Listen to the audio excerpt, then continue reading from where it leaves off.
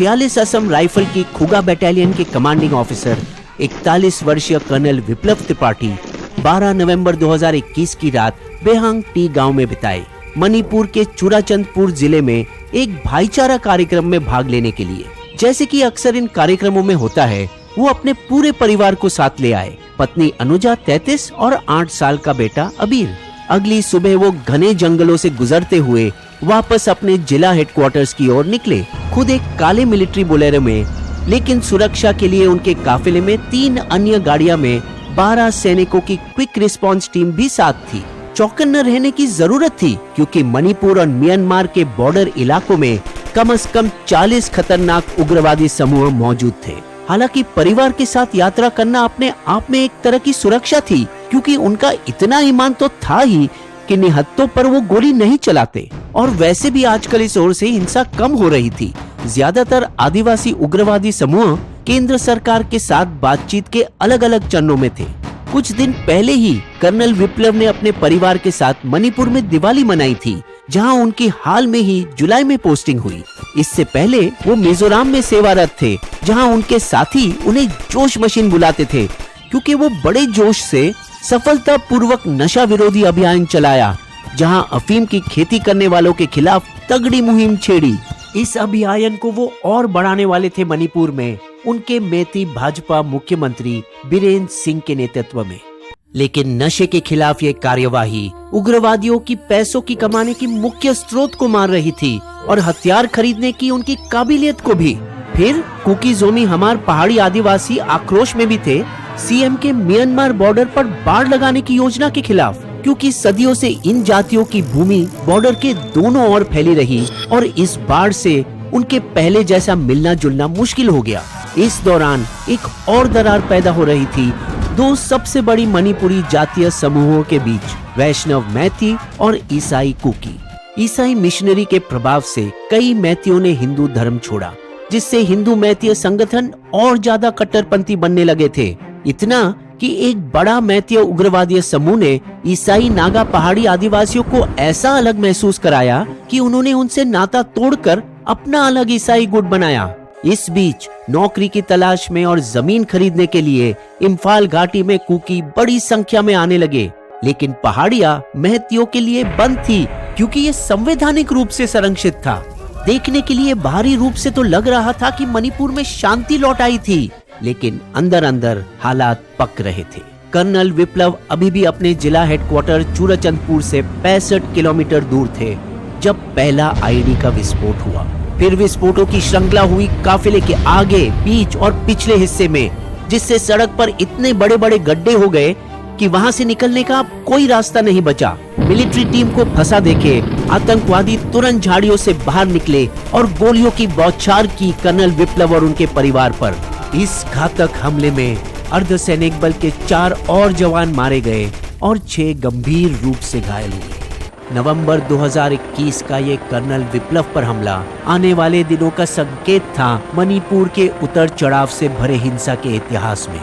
आज की हिंसा का एक ऐतिहासिक कारण भी है जो शायद आप नहीं जानते, और वो है अंग्रेज, जिसने पहाड़ी आदिवासियों को बर्मा और ब्रिटिश इंडिया के बीच एक प्यादा बनाया।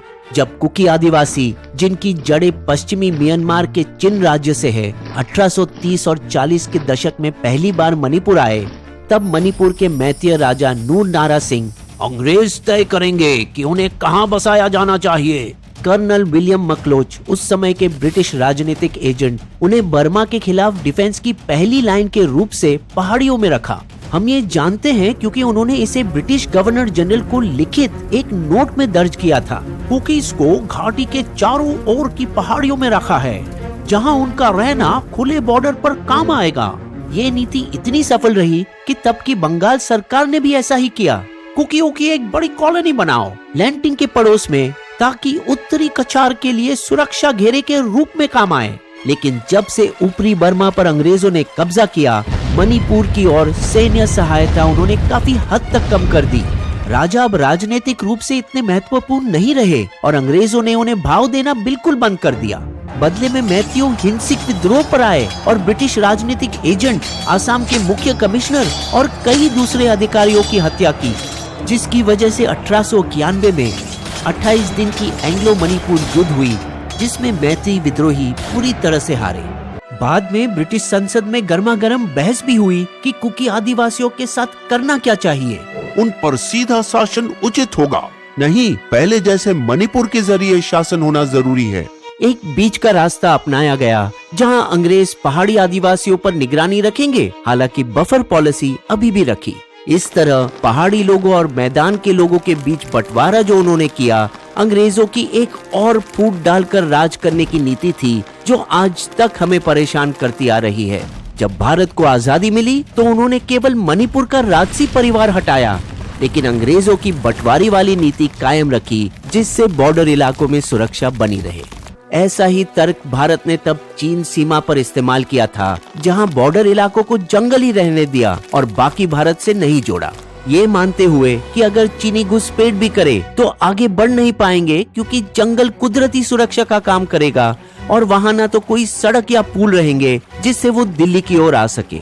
मणिपुर को ऐसी ही हालत में बने रखने के लिए धारा 371C बनाई गई, जैसे कश्मीर की अब रद्द हो चुकी धारा 370। जबकि 1972 में मणिपुर को पूर्ण राज्य का दर्जा दिया गया, पहाड़ी आदिवासियों को केवल कैबिनेट में प्रतिनिधित्व मिला। लेकिन विकास और नौकरियां न होने की वजह से युवाओं ने नशा और हथियारों का अवैध पर लाभदायक तस्करी शुरू कर दी। नकारने में कई उग्रवादी समूह पैदा हुए, कोई भारत सरकार के खिलाफ लड़ रहा था तो कोई बर्मा जनता के खिलाफ, और अक्सर एक दूसरे से भी। भारत आखिरकार उग्रवाद पर काबू पाया, पहले सैन्य अभियानों के बल पर और उसके बाद शांति समझौतों के जरिए। जैसे इन क्षेत्रों में हालत ठीक होने लगी, दिल्ली ने उत्तर पूर्व राज्यों से खतरनाक अफस्पा कानून को खारिज किया, मणिपुर के 19 पुलिस स्टेशनों से भी, और लोकतंत्र ने अपने जड़ें जमानी शुरू की, जिससे कुकी आदिवासियों की नई पीढ़ी नौकरियों के लिए इम्फाल घाटी आने लगे। हालांकि जनवरी 2021 के आखिरी दिन हालात अचानक बदले, जब म्यांमार के आंग सान सू की लोकतंत्र सरकार को सेना ने गिराकर उखाड़ फेंका। रेफ्यूजी और जल्द ही हथियारों से लैस उग्रवादी समूह खुले बॉर्डर से मणिपुर के अंदर आने लगे, जिससे अफीम की खेती काफी बढ़ती गई। पहाड़ियों में 15,000 एकड़ जमीन पर यह होती है, मणिपुर के मुख्यमंत्री के अनुसार। पहाड़ी आदिवासियों के बीच उनके रिश्तेदारी को नजरअंदाज करके बहुसंख्या के पक्ष में भाजपा सरकार भागकर आए जो आदिवासियों को गैर कानूनी अप्रवासी घोषित कर दिया और एनआरसी पर जोर देने लगे, ताकि कुकी बहुल पहाड़ियों जिलों में विदेशियों को पहचाना जा सके। कुकी जोमी हमार भूमि का बड़ा हिस्सा जंगल के रूप में आरक्षित करवाया गया और आदिवासियों को उनके पारंपरिक क्षेत्रों की सीमा से बाहर रखवाकर उनकी आजीविका को गंभीर रूप से चोट पहुंचाई। फिर मार्च 2023 में मैती बहुसंख्या वाली मणिपुर विधानसभा आर्म्ड फोर्सेस के ऑपरेशन का सस्पेंशन वापस लिया 2 बड़े उग्रवादी कुकी और जोमी गुटों के खिलाफ, जिससे भाजपा के ही कुकी विधायकों ने खुद के बीरेन सिंह सरकार पर उंगली उठाकर मांग की, कुकी पहाड़ी क्षेत्रों को छठे शेड्यूल के तहत संरक्षित किया जाना चाहिए। इस खौलती हुई हंडी में मणिपुर हाई कोर्ट ने पहाड़ी आदिवासियों की आखिरी मौजूदा सुरक्षा को भी हटा दिया। मैती समुदाय को अनुसूचित जनजाति सूची में शामिल करवा देना चाहिए। 19 अप्रैल का आदेश पब्लिक होने के बाद मणिपुर में गदर मच गई और दोनों पक्षों की अपनी अपनी शिकायतें हैं, जिन पर हम विस्तार में नहीं जाएंगे, क्योंकि मीडिया में पहले से इसके बारे में बहुत कुछ लिखा जा चुका है। चुनौती अब ये है दिल्ली के लिए कि हिंसा की लगातार चक्र को कैसे तोड़ा जाए। भाजपा के सत्ता में आने से पहले भी मणिपुर में हिंसा चलती आई है।